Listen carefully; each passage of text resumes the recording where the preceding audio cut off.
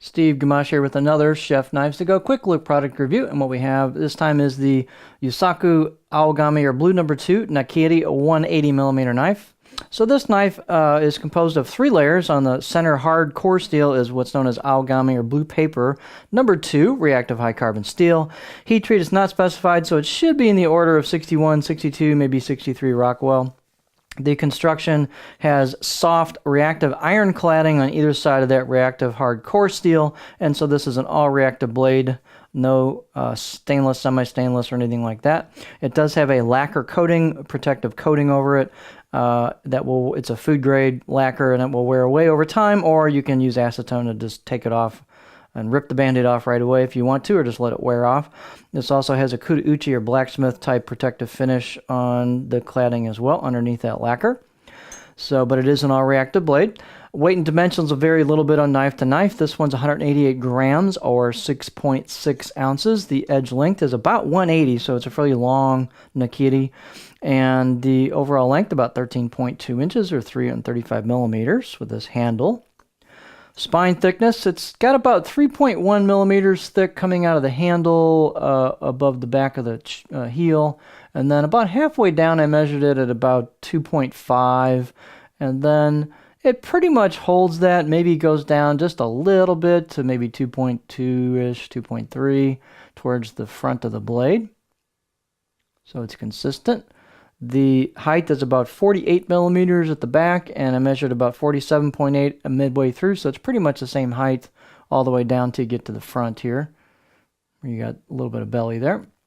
So it's kind of a unique, you can see it's not tall for the length, so it's a different kind of look overall. Handles marks Chef Knives to Go as basic octagonal walnut with the maple ferrule and nice tight glue job on the tang there on the install. Nothing super fancy, just a good serviceable handle, but nice fit and finish on it. Circumference is about 75 millimeters back here where the two woods meet. And balance point, the handle's fairly light, so that brings the balance point about right there. For me, that's just a little bit in front of my pinch grip, but pretty close to it.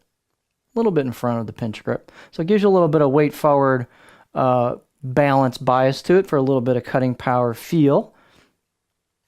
Let's look at the blade a little closer.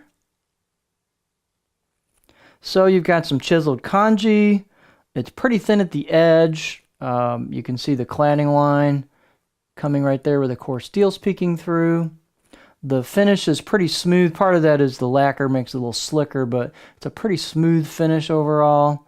Hand chiseled kanji, as I said, which is cool. On the back side, there's an embossed kanji in the back.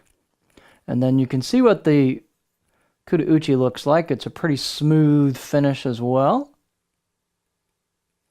They've done a little bit of relief and shaping to the spine, so that's comfortable.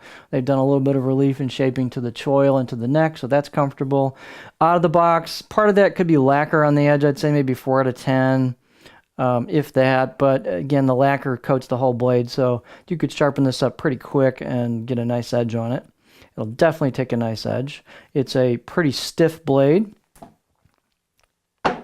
Let's look at this guy on the cutting board here.